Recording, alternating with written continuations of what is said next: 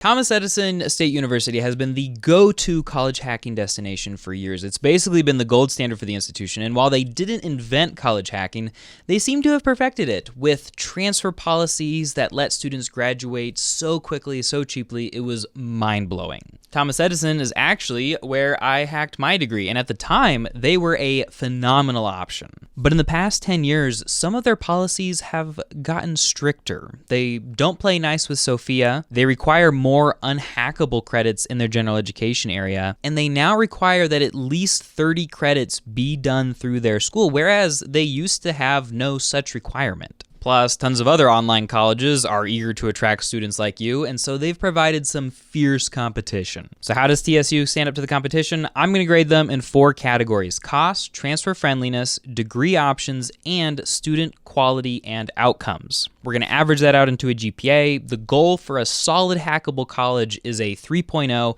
and we're going to see if Thomas Edison measures up. If you're interested in hacking TESU for yourself but don't know how, I've got a link in the description to sign up for a consultation with me. Typically, I help people save between $20,000 and $30,000 and 2 to 3 years of college in just a 45-minute session. And first up, we've got transfer friendliness, which for Thomas Edison is kind of a complicated one to fully understand. They don't really accept nationally accredited credits, so if you're coming from a for-profit, don't expect too many of your credits to apply.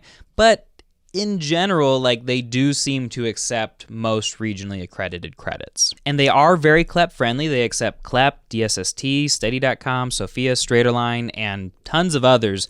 But unless their school website tells you what they accept, you shouldn't count on anything you're seeing anywhere else on the internet, because their policies on these tend to change and sometimes weirdly have expiration dates set to them. So you'll want to run whatever course you're hoping to do with Sophia or Straighterline, you want to run that by your advisor first. And I would recommend communicating via email. That way you have it in writing. TSU also has their own version of CLEP exams that they call the Thomas Edison Credit by Examination Program, or TCEP. They have a lot of different ones to choose from, and they're generally reasonably priced, usually going to average about $200 per exam. This is a really great way to earn some upper level credits at Thomas Edison. And one thing that they do that is really, really cool, Thomas Edison requires that you earn at least 30 credits through Thomas Edison. And a lot of schools have that requirement. It's very standard, but the cool thing about Thomas Edison is that they'll let you count TCEPs towards that 30 credit requirement. So say you take 6 classes at Thomas Edison for 18 credits, you could then take these much cheaper 12 credits worth of TCEPs to round out that 30 credit requirement, making them super transfer friendly and super hackable. I think back in the day, Thomas Edison realized that, wow, people are coming to our school taking 1 class and graduating, and we're making $1,500 per student. We need to find a way to make a little bit more money if we're going to survive as an institution. And I think that this is a great compromise between them making money and us still being able to hack a pretty decent degree at Thomas Edison. And for all of those reasons, Thomas Edison gets a very strong A for transfer friendliness. Thomas Edison's cost, though, sometimes it's a little bit problematic for me. If you're a New Jersey resident, you'll get it much, much cheaper. But most people who go to Thomas Edison are not New Jersey residents, and thus they pay a premium. We're talking $535 per credit hour as of 2022. The average cost of a college credit in higher ed online right now is closer to $400. So this is a big difference. But you can buy in bulk. Basically, if you take 9 credits or more at a time, you're not going to be charged more than about $4,800. So if you can somehow in a 12-week term take 5 TSU courses online, you're looking at about $320 per credit, which is all of a sudden much, much more reasonable. Of course, you might hate your life for those 12 weeks. Apart from that, like I mentioned, TCEPs cost about $200 per test, which is kind of expensive for a standardized test these days in this field. And they charge you about $300 to assess whether you're ready for graduation. They're just like, hey, before you go, I need $300 more, thanks. But then you get to the truly problematic thing. The biggest problem with TSU is that they want, like I said, to make some money off of you. And so they require that you take at least 16 credits of TSU courses as courses. So times 535 per credit hour, you're looking at somewhere north of $8,000, which, as far as higher education and college and everything else goes, like, that is pretty decent. But let's say that you really wanted to save some money, and so you're like, I'm going to take all my courses in one, batch. I'm going to do one 12-week term so I can just pay that $4,800. That means you're taking 16 credit hours in that one term to be able to do it. And that is kind of a lot. But Thomas Edison comes in and says, whoa, whoa, whoa, whoa, whoa. Maybe you don't want to take that many courses with us. Well, guess what? You could do a bunch of TSEPs instead of the courses if you pay us $3,300 for the credit hour residency waiver fee. Oh my gosh. Which to me, it feels like, guys, just make the rule that people have to take 16 credits or don't. Don't be like, well, you could just pay us a bunch of extra money and go a little bit faster. It just feels a little bit icky to me, and I don't like it. Even still, all told, while there's all these like fees and extra things going on, Thomas Edison State University is still one of the cheapest, least expensive colleges you could imagine going to. If you can knock out 16 credits in one 12-week term, you're looking at like $6,500 on tuition and all like Thomas Edison related costs. If you, go a little bit higher and, do 16 credits through Thomas Edison and pay the per credit tuition, that's like maxing out around like $8,500. So that's still amazing compared to most schools. And that means that Thomas Edison, despite their residency waiver fee, is still a strong A for cost. When we're looking at degree choices, we are looking at two things: options for degrees that you could choose and the flexibility of those degrees themselves. Thomas Edison has a ton of bachelor's degrees to choose from. They have over 40, and some of them, you might as well just Google them because they don't necessarily list them all in one place, but you can see a lot here. They've got business, they've got some liberal arts degrees, they've got psychology, they have nursing degrees, they have construction degrees, they have like nuclear technology degrees, and just tons of specializations. Chances are really good that if there's something you want to major in, you will find it at Thomas Edison. As for flexibility, there are a ton of Thomas Edison degrees that are very, very hackable. Not all of them are, but enough are that there are some really good choices. So like this is the English degree that I got when I went through. It's changed since then, but the general education, there's lots of ways to hack these credits. The area of study does, yes, have some required courses. Some of them correlate very, very well to CLEP exams, but you also have humanities electives in here, and you have a 30-credit free elective section. Thomas Edison degrees don't generally go higher than 30 credits of free electives. That's usually their highest, but everything else is flexible enough that this is still very, very hackable. Their history degree is even more hackable with a ton of history and humanities electives in the major area.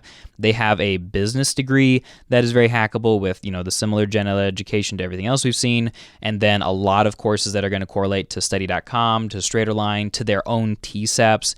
And then, choosing accounting options. And again, they've only got 15 credits of free electives here, so it's not as hackable as the other two, but still a prime candidate.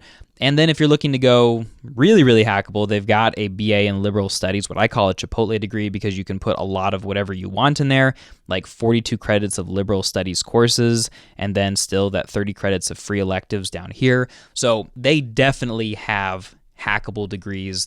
I can find no fault as far as the flexibility of their degrees go, other than just that they generally will have, slightly more hackable majors, but fewer free elective options. So for all of this, for the number of degrees you have to choose from and the hackability of many of those degrees, you're looking at a pretty strong A for degree choice. And finally, we get to the most complicated one, student experiences and outcomes. And there's a lot of pros and cons here, so let's just start marching through this list.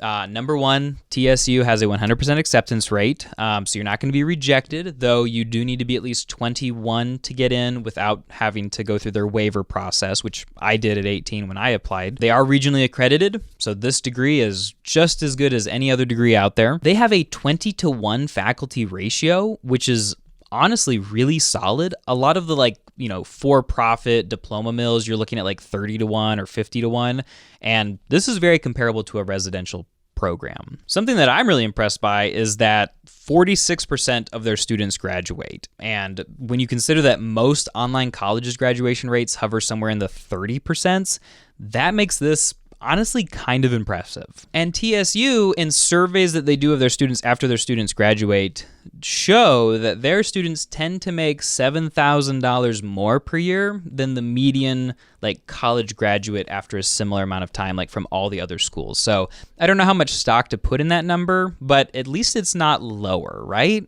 And finally, according to TSU's own website, they claim that 95% of their graduates rate Thomas Edison as good to excellent. So people who graduate and have a good time there seem to have had a good time there. Okay, so now let's talk negatives. And we're going to go ahead and look at some ratings from across the internet to see what students think of Thomas Edison. Because sure, 95% of graduates think Thomas Edison is great, but what about the people who don't graduate or who didn't enjoy their experience? Gradreports.com has user ratings at a 3.4 out of 5. Niche.com has a 4.1. And Online Degree Reviews has a 3.3 out of 5. So those are overall not super scores, but at the same time, I tend to take online complaints with a grain of salt. It's typically the malcontents who go and complain about things online. But there were several complaints that were consistently showing up throughout. And it seems to me that probably Thomas Edison's greatest weakness is customer service. A lot of people complained that it didn't feel like the professors were very involved in the course, that the professors were hard to reach, or that they took forever to get grading feedback, which if you've ever taken an online college course before, you know is not going to kill you, but it's super annoying. Some people had similar customer service issues with admissions or with advising. From my perspective, I've called admissions a lot and generally don't get super helpful answers from them. I usually have to call advising instead to get actual answers to questions about degree plans. And my guess is that while a lot of schools online have started moving towards this trend of requiring their professors to grade within 5 days, to respond to emails within 36 hours, it might be that Thomas Edison is still a little bit more old school and is kind of hey, go teach that course. Good luck. Goodbye. Tell me how it goes. And then their professors just do it how they want. Now, that might not be accurate, but that seems to be what the ratings online are showing. And of course, a lot of the positive responses from people were about how challenging they felt like the courses were. They enjoyed them a lot, and they were really appreciative that Thomas Edison had such flexible degrees. Second con to Thomas Edison is that if you're wanting to transfer in from Sophia or Straight-A-Line, like I mentioned before, you need to talk to your advisor first before you can do that with any kind of level of confidence. Now, you can make some pretty educated guesses that might have you, picking the right course to fit the right requirement, but it's best to talk to an advisor with them.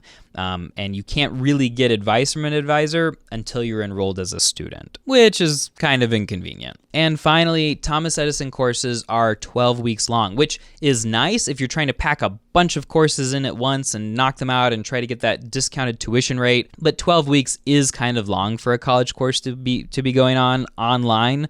Most industry standard right now is 8 weeks, which I think for a lot of people is just a little bit less overwhelming and is a little bit easier to manage. So for all of that, student experiences and student outcomes from Thomas Edison seem to be generally pretty average with some good things here and some bad things here. So we're going to give them an overall average of a B. While they're very strong in some ways, they also obviously still have some things to improve on. All right, guys, that brings us to the end. We got an A for transfer friendliness. We got an A for cost, an A for degree choices, and a B for student experience and outcomes, which averaged out gives us a 3.75, which means Thomas Edison meets the 3.0 requirement, which means that as far as College Hacked goes, we recommend Thomas Edison as a school that you should seriously consider. They've got their lovable little quirks and kinks, but at the end of the day, they are still one of the best colleges out there to be hacking right now. And if you want help putting together that Thomas Edison degree, you know where to look. In the description, there's a link where you can set up a consultation with me.